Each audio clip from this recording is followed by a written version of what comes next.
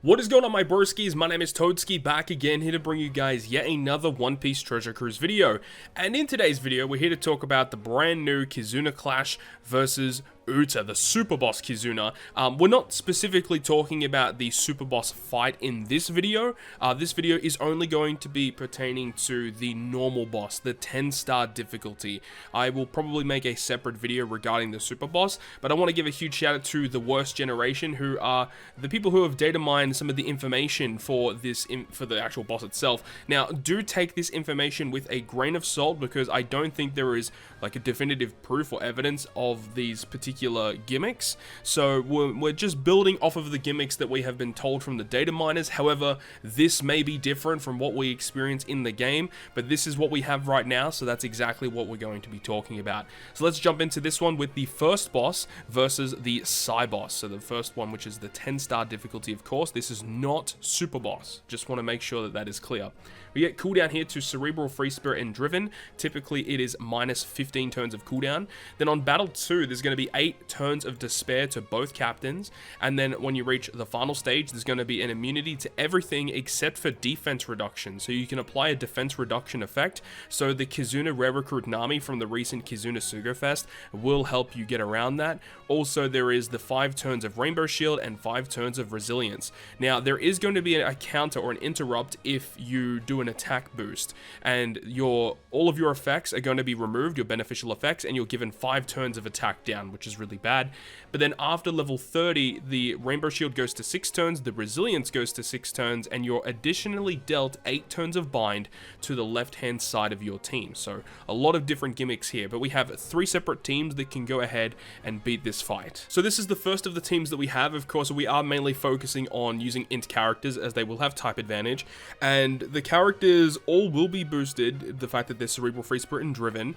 And the key thing here is we are using Uta as our friend captain, so she's going to be really nice here. And remember, we can use her special on stage 1, carried into stage 2, carried into stage 3, so Striker and Cerebrals receive all the buffs, which is the whole team, which is fantastic. All of them are either Striker or Cerebral characters. Now, there is also some other stuff as well, with the fact that on Battle 2, we are inflicted with the Despair to both of our captains. So ideally, we're going ahead and using the Neptune, the Colosseum Neptune. His special ability allows us to get around 5 turns of the Despair, actually. And then remember that you want to make sure that Uta's special is launched. Make sure that that is launched before you use the special of Neptune, otherwise you'll get a really bad orb boost compared to what Uta will give you.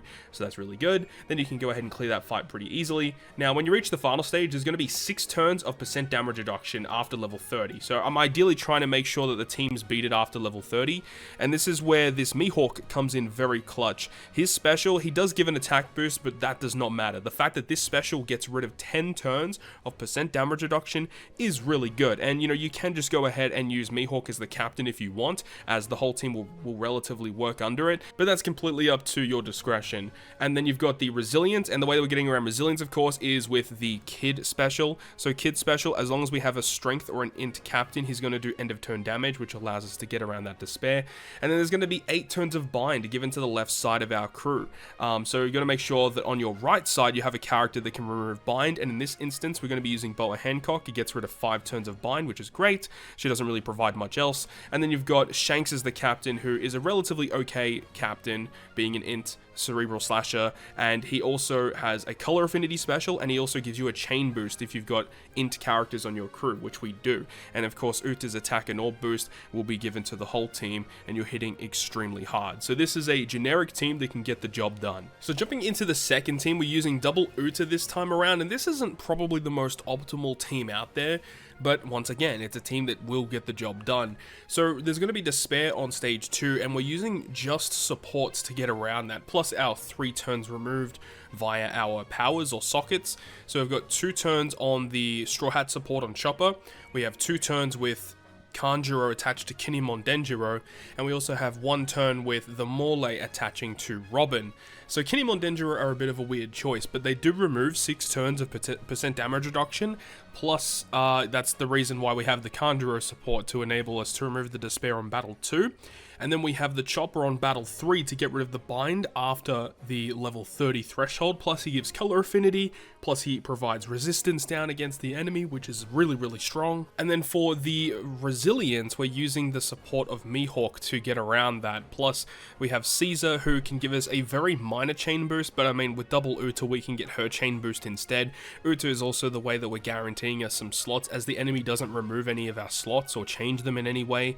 So by using one Uta on battle 1, we can use a second Uta on the second stage to give us a full board of slots. We get the 3 turn of chain lock, and also the slots that we get given from Uta are also locked, and this is a pretty efficient team for getting through it. Plus also the special of Robin herself will enable us to get a 2 times defense down conditional boost, which is ridiculous. So in terms of the damage that this team will do, it's going to be very, very strong, and I would probably guess it would be close to 1 billion, or it must be close to that level. This is going to do a lot of damage to the boss. And then this is my last team that I'm going to show off, because I do actually have 2 of the boosters in Frankie and Robin.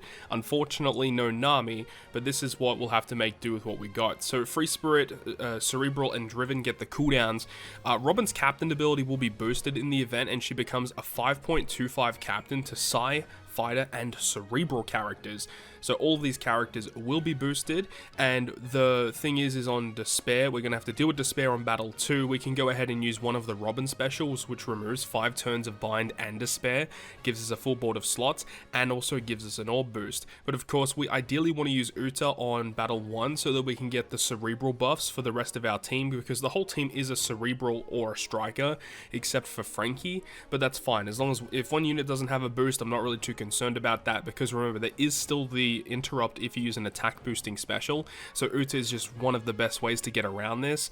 And of course there's going to be Rainbow Shield, and the way that I'm going to get around the Rainbow Shield is we have the special of Chopper, which provides color affinity, and then the support of Sanji gives us a chain boost, which means when we use the special of Shanks, it's actually going to activate the second part of his special, because we'll already have color affinity and we'll already have a chain boost. So with his special, he removes, I think it's 7 turns of enemies' percent damage reduction.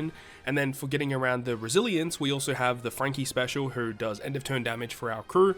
So it just pseudo enables us to remove the resilience off of the enemy, which is great. And this is probably the team that I'll be using against this fight, just to give us obviously more super boss coins and more tickets for this fight. So now that we've done that, we can go ahead and start having a look at the second fight versus Strength, which is also 10 star, remember that. There's going to be cooldown to Shooter, Cerebral and Free Spirit, but probably want to have a look at the Shooter class here. That's going to be probably the most important class for this fight. Then on battle 2, there's going to be 3 turns of defense up and 3 turns of Rainbow Shield damage reduction.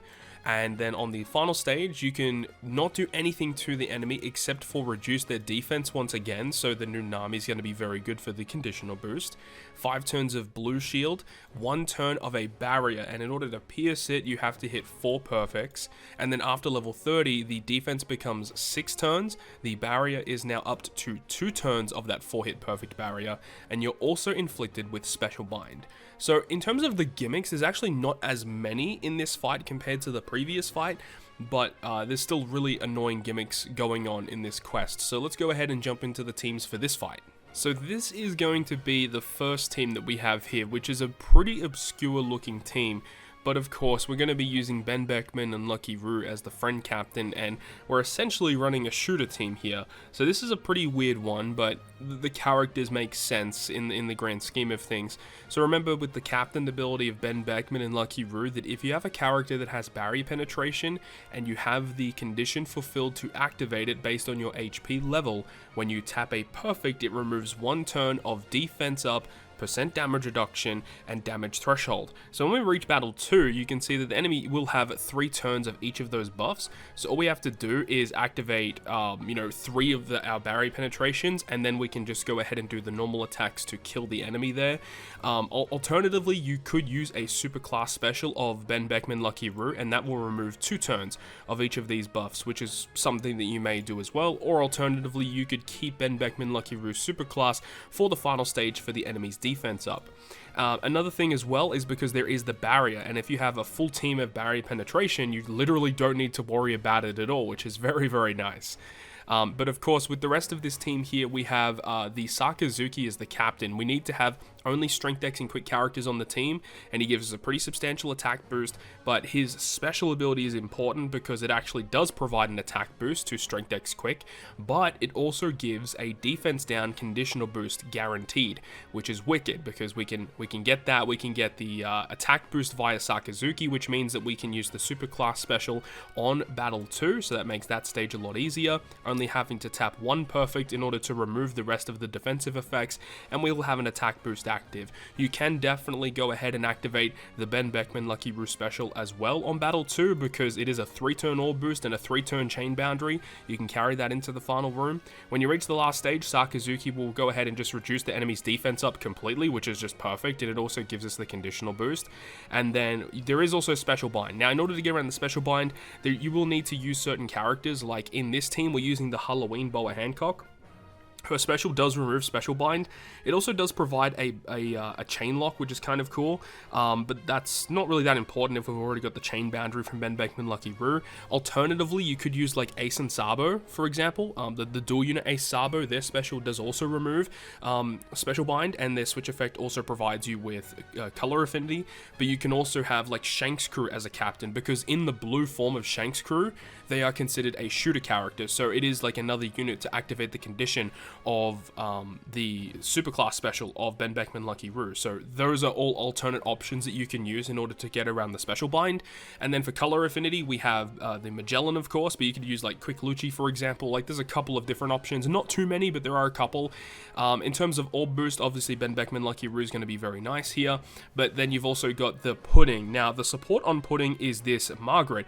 This Margaret is actually free to play. You can get this character for free by using your KIZUNA insignia, picking up the character, and the support attaches to any quick unit and gives the unit a quick slot when you reach the final stage. So when you use Pudding's special, it'll change all slots into whatever slot that Pudding has.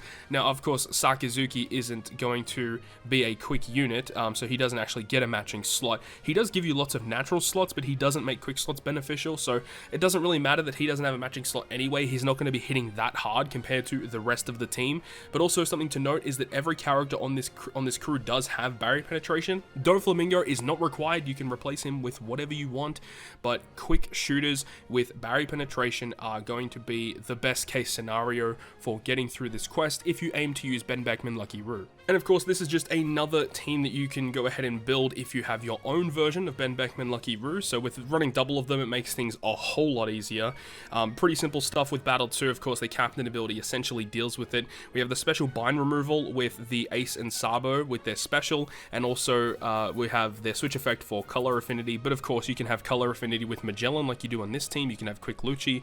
All are valid options. Full border matching slots with the Zephyr special. We can get rid of the enemy's defense via the Sakazuki special. Sakazuki also provides us with an attack boost. Alternatively, you can use the superclass special of Ben Beckman Lucky Roo, and that is pretty much it. Like, again, it's pretty straightforward. There aren't really a lot of gimmicks. Ben Beckman Lucky Roo deal with most of the things here, and then Sakazuki is a solid option because he grants a really good attack boost and a conditional boost, gets around the enemy defense. So Ben Beckman Lucky Roo and also Sakazuki are going to be very, very key players for allowing you to beat this content a little bit easier. And then, of course, we're going to run the team with all the boosters, except for Nami, of course, though we do have a Nami on this team. So remember, there is going to be Blue Shield and Rainbow Shield on Battle 2, and we're going to be using Black Maria special to remove that, and it also will go ahead and use one of the Robins to give us full border slots and an orb boost, getting through that pretty easy. And then Battle 3, we have Onami to get around the increased defense and also giving us a conditional boost, which is great.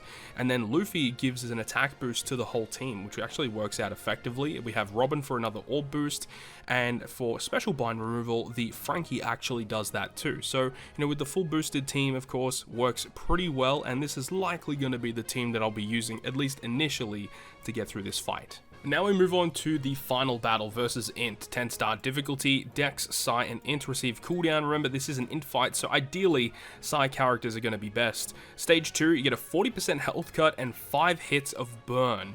Interesting. And then on stage 3, you're going to be hit with an immunity on the enemy, but you can still do defense down. So, that's on every single fight. All orbs are changed to badly matching, 8 turns of despair, 2 hits of special reverse, and this is to the crew.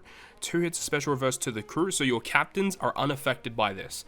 Also, super lock special for 3 goods. So you have to hit 3 goods to unlock your character specials, which means that passing the turn will not reduce your character's cooldowns. You actually have to use special abilities, support, super types, something to reduce your character's cooldowns. So of course, the super type special immediately of the new Luffy is going to come in super clutch here. And of course, it's 2 hits of special reverse, so the Luffy does deal with that. After a certain HP threshold, meaning past level 30, 5 hits of paralysis, there is going to be a quick slot barrier. So, you know, Usopp and Yasop make a lot of sense here. 2 hits of special reverse to the middle row, and 3 hits of special reverse to the bottom row.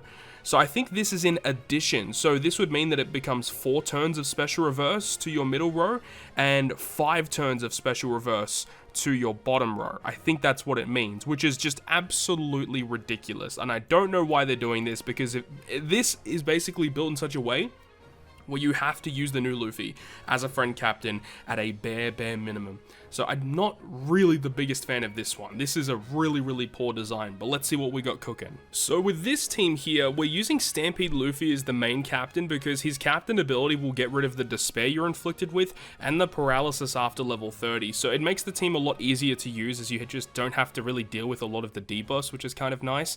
Now, in terms of the slot, you have to get a quick slot somehow on the team, and we're using Shanks' crew here, starting him off as a Psy unit because quick units don't receive the cooldown, and that's the same if you were going to use Usopp and Yasop, so just a heads up. But with this, we're going to actually switch him into the quick version as soon as we possibly can, and then when we reach the final boss stage, the enemy will give us a full board of badly matching slots, and Nami special changes badly matching into matching, which means Shanks' crew will have his special ready to go.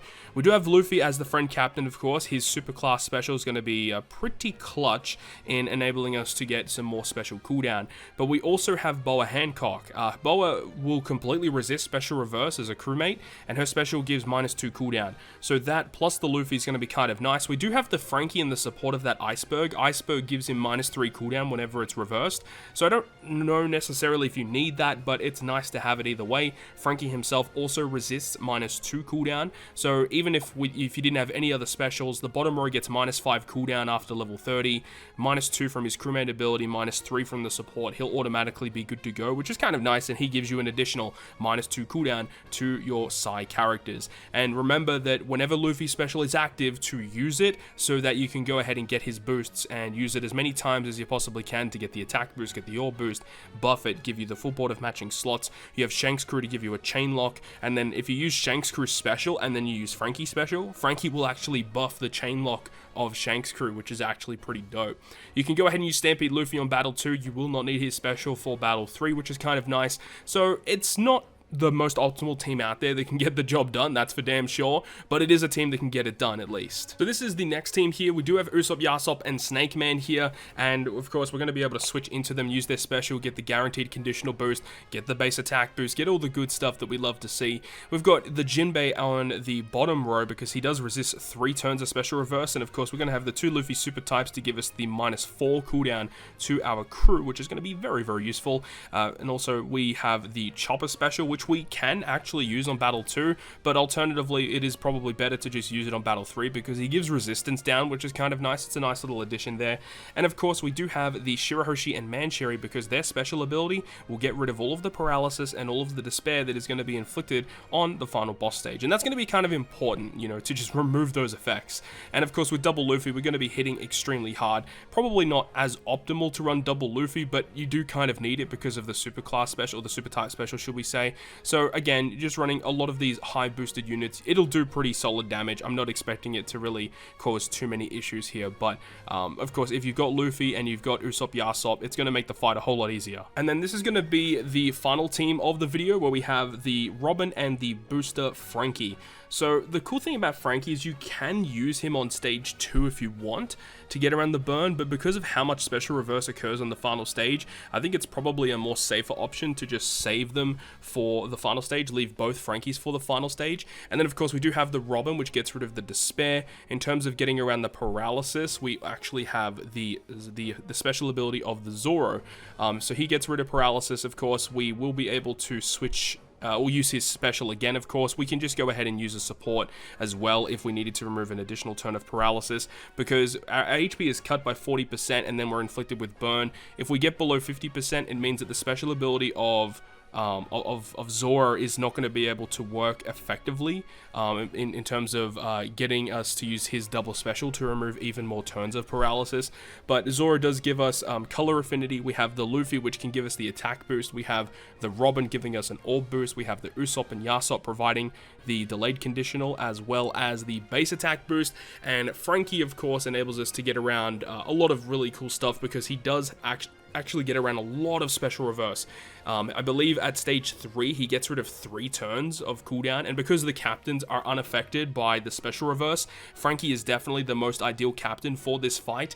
If you have all of the boosters and that's what you're aiming to do, Frankie is the captain that you want for this particular fight. But with all that being said, that is going to wrap it up from me in terms of building teams for the 10-star difficulty of the upcoming KIZUNA Clash versus Uta. I will probably be back looking at the super bosses, because I know that that's going to be relatively difficult. So I'm very intrigued to have a look at that, study that, and see if we can build some teams to take on that particular fight. That's going to be interesting. But hopefully you guys enjoyed the video today, and if you guys did enjoy it, make sure to go ahead and leave a like. And if you want to stay up to date with all of the content that I post, including more One Piece Treasure Cruise content, make sure to hit the subscribe button down below. But on that, guys, I will see you guys within the next video.